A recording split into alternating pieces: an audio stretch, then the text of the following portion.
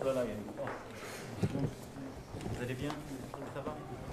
Président, vous visitez ici un centre, un hôtel réquisitionné qui héberge des SDF. Nous avons croisé une dizaine de sans-abri dans notre trajet depuis l'Élysée jusqu'ici. Vous les avez sûrement vus.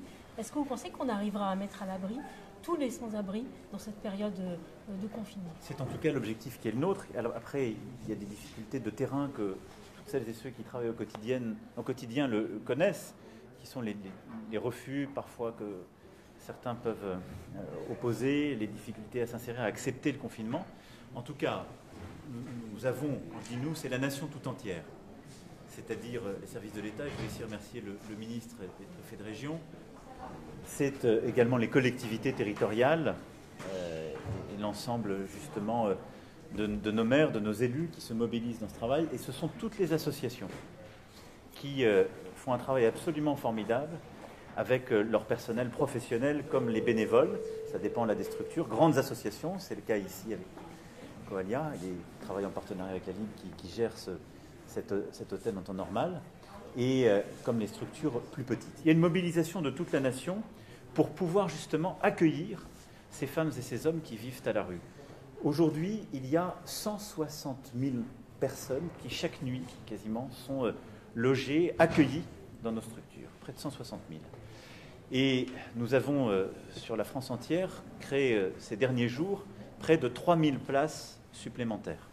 Donc il y a un effort massif qui est fait, et ces chiffres-là ne prennent pas en compte d'ailleurs aussi la réalité des personnes qui sont demandeurs d'asile et qui sont encore dans d'autres réseaux qui sont gérés par le ministère de l'Intérieur et qui viennent s'ajouter à ce chiffre. Donc il y a une mobilisation absolument extraordinaire de la nation pour justement accueillir ces personnes qui sont en détresse. Pourquoi? Parce qu'ils font partie des plus vulnérables que j'évoquais il y a quelques jours quand je me suis adressé aux Françaises et aux Français. Les personnes qui sont sans domicile fixe, qui sont parfois isolées, qui ont ces plus grandes difficultés, évidemment, peuvent aussi être touchées par le virus et sont à protéger. Pour ça, il faut une organisation collective, celle que l'État met en œuvre, supervise, ce partenariat avec les collectivités, avec l'ensemble des associations, mais il faut aussi la mobilisation des femmes et des hommes qui le font. Et je veux ici rendre hommage à l'ensemble justement de ces travailleurs sociaux, de ces femmes et ces hommes qui, avec beaucoup de courage, sont à la tâche. Et nous en parlions tout à l'heure, qui, ayant une famille, parfois ayant peur pour eux aussi, dans ce climat que nous connaissons, sont là pour accueillir celles et ceux qui en ont besoin. Et je veux leur rendre hommage. On a beaucoup rendu hommage, et c'est juste au monde de la santé ces derniers jours. Et je veux redire ici le soutien de la nation tout entière pour nos soignants. Et avoir une pensée particulière alors qu'hier, le premier médecin est décédé des suites du Covid-19 et que plusieurs autres ont suivi. Message de solidarité de la nation tout entière, au personnel du monde médico-social, des femmes et des hommes qui travaillent dans les EHPAD, dans les centres médico-sociaux. Mais il faut aussi avoir une pensée pour les femmes et les hommes qui, travailleurs sociaux, permettent de protéger les plus précaires et de les aider à vivre cette période où il faut réduire les déplacements, où il faut aussi se protéger, savoir être à l'abri, respecter ces règles de distance. C'est un travail qui consiste à proposer un logement, à aller chercher à la rue pour mettre justement à l'abri, mais aussi à expliquer, à accompagner, à apprendre. Et donc nous allons poursuivre cet effort, mais je veux remercier l'ensemble des forces de la nation qui permettent déjà de mieux protéger chaque jour les plus démunis d'entre nous. Alors évidemment, tous les Français s'interrogent sur les suites de ce confinement. Votre ministre va prendre la parole ce soir. Est-ce qu'il faut s'attendre à un allongement de la durée du confinement probable et peut-être à un durcissement? Et j'ajouterais, en voyant tout le personnel ici qui accueille les sans-abri, qui va les chercher, ils ont tous des masques de fortune ou des masques qu'on leur a donnés, quelques-uns qui manquent. Vous avez dit qu'on prend l'inquiétude de ceux qui les souhaitent. Est-ce que vous continuez à penser que c'est inutile et où en est-on sur les importations, la distribution de ces fameux masques? Alors, sur ce sujet, vous avez raison, nous sommes dans une situation qui est profondément nouvelle et qu'on connaît depuis quelques jours. Et donc la nation s'organise et c'est normal.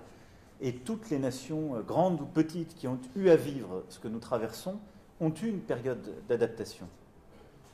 Vous savez, il y a quelques semaines, la Chine connaissait pour Wuhan et le Hubei un moment comparable, même beaucoup plus dur, et elle avait aussi des manques, des inquiétudes que nous connaissons aujourd'hui. La France d'ailleurs a fait alors geste de solidarité en apportant du matériel, et aujourd'hui nous avons nous-mêmes à nous organiser, c'est normal, c'est normal. Il faut le faire avec beaucoup de détermination, avec aussi beaucoup d'humilité, et permettre d'organiser les choses. Ce qui a été fait par le gouvernement, c'est de privilégier les soignants les plus exposés. C'est normal compte tenu du stock, des capacités, de la visibilité qui est la nôtre, pour ne jamais être en situation de rupture de masques et de matériel de protection pour les soignants les plus exposés. Nous sommes en train d'organiser les choses pour se donner de la visibilité dans la durée, permettre de voir et de mettre de plus en plus de masques à disposition de celles et ceux qui sont exposés. Le ministre de la Santé a rappelé samedi la doctrine pour les personnels qui travaillent dans les EHPAD, et il y a aussi des masques qui ont pu être mis à disposition les jours derniers pour justement les personnes qui travaillent dans ces centres d'accueil, pour les plus démunis et les personnes qui sont sans domicile fixe. Dans quelques heures, le ministre de la Santé s'exprimera. Il s'exprimera à la suite du travail qui a été fait par les principales agences compétentes en matière justement de prescription de médicaments et de santé publique, le Haut Conseil à la santé publique et la NSM, sur tout ce que vous avez entendu ces derniers jours sur des traitements possibles. Il le fera là aussi à la lumière d'une parole scientifique, et c'est l'objet de son expression de 19h. Et ce soir, le Premier ministre pourra répondre également à ces questions, celles que vous évoquez là et plus largement, et reviendra sur les règles de confinement.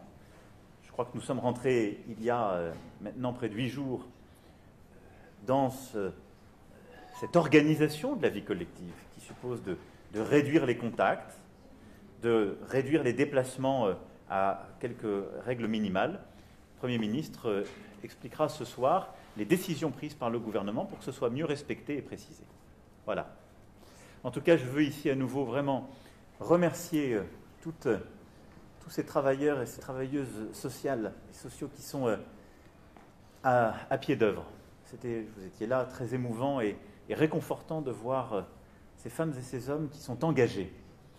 Et ça me rend très optimiste pour notre nation. Je sais que beaucoup de nos concitoyens vivent parfois avec beaucoup d'anxiété ou de difficulté cette période où on change les règles, où on doit davantage rester chez soi, où on interagit moins. Je sais que c'est difficile. Je sais qu'on en sortira plus fort parce qu'on saura se montrer solidaire. On ignore quand ça se responsable et solidaire. Voilà. Et chacun a sa part de responsabilité, chacun aussi sa part d'aide à l'autre. Après, les scientifiques nous apporteront des réponses dans les jours prochains. Nous aurons des décisions à prendre et en temps voulu, je reparlerai à la nation pour aussi dire les nouveaux délais et les règles à venir. Nous nous sommes donné 15